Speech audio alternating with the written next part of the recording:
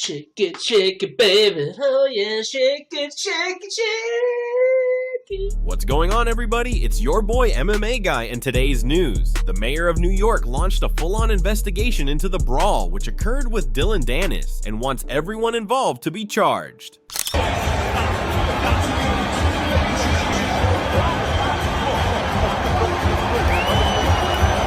The mayor said these assaults at Madison Square Garden are completely unacceptable. The NYPD is already conducting a full investigation and everyone responsible will be held accountable. But the UFC community doesn't believe this and is making a joke out of it. This guy says they need to investigate them stompers first. And to add on, the NYPD has a warrant for the arrest of Chenko aka John Pork, and fans are not happy.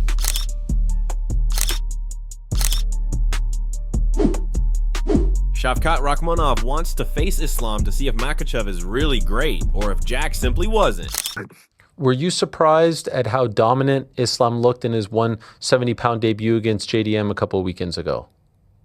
Был ли ты удивлен, насколько именно доминирует? Yeah, I believe Islam had a great performance, but I also want to find out for myself, is it JDM had such a bad performance, or Islam had such a good performance?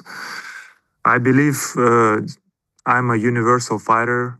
I can make it hard for him everywhere. So, yeah, I just want to find out for myself. Shavkat Rakhmonov provides an injury update on his meniscus and ACL, says he'll be ready to return in February or March. Could you tell us exactly what happened, and was it an injury sustained in your fight against Ian, and how many surgeries you needed in order to get to this point? You know, actually, I had an injury. I injured myself before the fight with Ian Garry. And because I had prepared for such a long time and I didn't want to miss the opportunity to fight. And that's why I fought, took a risk. And the injury didn't get worse in the fight, actually. You know, it was same scale of the injury before the fight and after the fight. And first, I wanted to avoid the surgery and gave a rest to the injury, doing the rehab. But it wasn't enough, and then I had to do surgery still. That's why I've been out for a while. But yeah, soon it's going to be a year. But right now, I feel good and I feel healthy, and I believe I'll be ready to fight again at end of February, probably March. So we'll see. Okay. Alexandre Pantoja was surprised that he said he's going to get an easy submission win over Joshua Van a couple months ago. A couple months ago, you told me easy submission coming for Joshua Van. What's up with that? I say that? Oh, why not submission, bro? Easy. I'm slamming the submission. Easy money, man. So stupid. But yeah, I don't think it's gonna be easy, you know. But I'm training so hard. I very respect Joshua Van, and that's why I'm training so hard, you know. I think that's gonna be my tough challenge right now, you know. I know it's not gonna be an easy fight, you know, but that's good because I put in my mind that for very soon, you know. And then I'm training very hard, and I feel everybody deserve see the best version for me. Arman Tasarukyan says Bobby Green needs to be sent to Dagestan for 2 to 3 years, despite DC saying Paddy beat him and noting his grappling. He's a good grappler. He's a very good grappler. He's very big for the weight class. Remember, can I finish? Did you see when he fight King Green, he hit King Green, drop him, and choke him out? Who is King Green? Bobby King Green. Bobby King Green. He changed his name now. Only King Green, not Bobby Green. Bobby Green and MMA is different. Grappling and Bobby Green is... where's Bobby Green? Where's grappling, brother? What are you talking about? No, listen to me. You know who he is, right? You know who Bobby Green is? Bobby Green, yeah, I know. He's good, striker. Bro, my brother, he never trained MMA. I swear, if they're gonna be on the street fight, my brother will kill him so easy. Oh, you guys have a problem, right? You and Bobby Green and no, Texas. we have no problems. You slap him. You slap I'm just saying. No, I didn't slap him. I just pushed him. Okay. It's a different. If you slap somebody, it's a different. I just push him to the neck. I'm not bullshit like Ilia Tapuria. Even if I push, I say I push. Arman Tsarukyan explains why he'd choose a fight with Ilia Topuria over a rematch with Islam Makhachev. Saw you today, you retweeted a clip of Ilia, so this is new, this is good that we're speaking, where he's speaking in Spanish in an interview and he talked about fighting Paddy and then moving up to 170, and then you responded and said that, you know, this guy is not trying to fight me, he's not mentioning my name, all this stuff. What is your, can I ask you, here's the tweet right here, could it be any more obvious that El Pato, as you call him, is doing everything in his power to avoid fighting me? Tell me, what is your reaction when you saw this clip? I mean, it's always same thing, you know.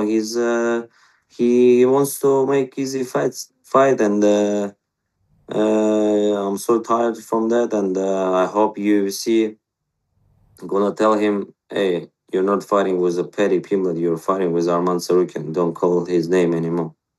Is it frustrating that you have two massive fights on your hands here, right? You have Islam, you have Ilia, and right now it's hard to get both of them. Does that frustrate you? No, my focus is 155. It's a Ilia.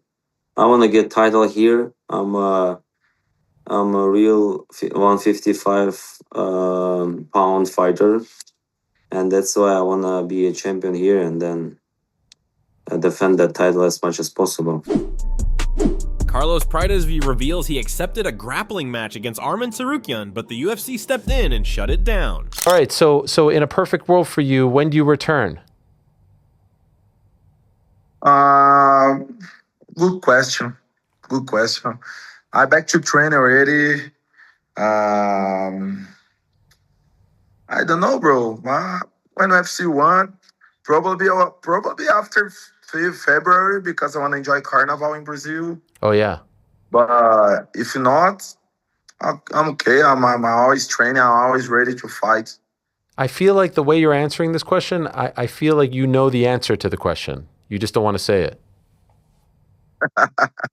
No. I really don't know. I don't know. Now, I know. I almost fought 30 December. Some grappling event, some grappling show asking me to fight Tsarukyan. Wow. Grappling, but UFC don't let me fight. I say yes, but UFC don't let me fight. So I don't want to fight like in January because I want to enjoy my New Year party. Yeah. So after February, maybe. That would be fun. You versus Arman in a grappling match. Yeah, it would be cool, you know. But UFC saying no. Carlos Prates says he's down to fight one more time before he gets a title shot. Ian Garry says now he is the #1 contender. He should fight for the belt next. Do you agree? I agree. But we know UFC is business, UFC is entertainment.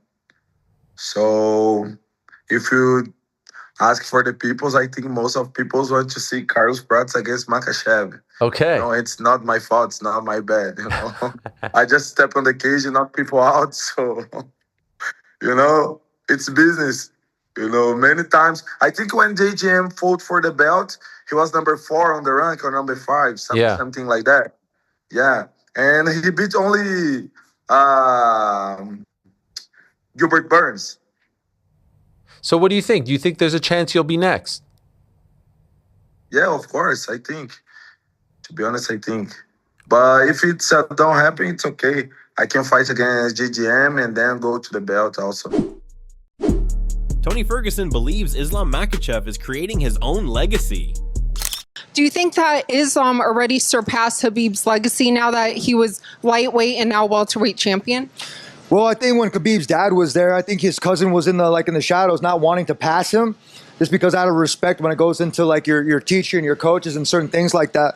I think when everything was all said and done and Khabib retired and the family things and so on and so forth, that he finally had his time to shine. I think he's his own athlete. I don't think he really concerns himself about Khabib or anything else that what he's doing. I think at the end of the day, I mean, we're all athletes when it comes down to it. We're trying to pass it and pay it forward to the next generation of athletes. Yeah. But I tell you what, 1 or 2 years at Tony Ferguson's camp in the academy, and you'll be better than Dagestan wrestlers any day. Tony Ferguson reflects on the moment he was closest to becoming friends with Khabib. Will you and Khabib ever be friends though one day? The only time that we were close enough to be friends was when I was walking out of the Pettis fight of the weigh-ins. And I had seen Conor like 2 to 3 times. And each time I saw Conor, he was acting all cocky. And as soon as he saw me, he would turn around and look like he shit himself. And I've seen him a couple of times like that, and he just didn't have the character. But when I saw Khabib was the only one that kind of looked at me. And I saw him on the way out, and I was like, hey, I was like, go fuck him up. You don't, I'm going to do it.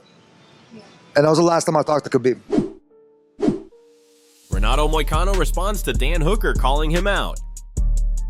Okay, those guys aside, I'm sure you've seen Hooker saying after the fight he wants to fight you. He says the both of you suck. That's how he put it. What did you think when you saw this? I just laughed, you know. That was a funny call out. I think that was even funnier because I think at the beginning he said like Hunter called him to see if everything was okay, and he answered the phone and say, "Hey, Moicano sucks." And that is something that I would do it if I was in his place, you know. I would say the same thing about Dan Hooker. I think he doesn't deserve to be on the top 5, on the top 6, and he's right. I fucking suck. He sucks. But the only thing that he's missing out that he's way worse than me. No ground game, you know. Doesn't have knockout power. Doesn't have wrestling, you know.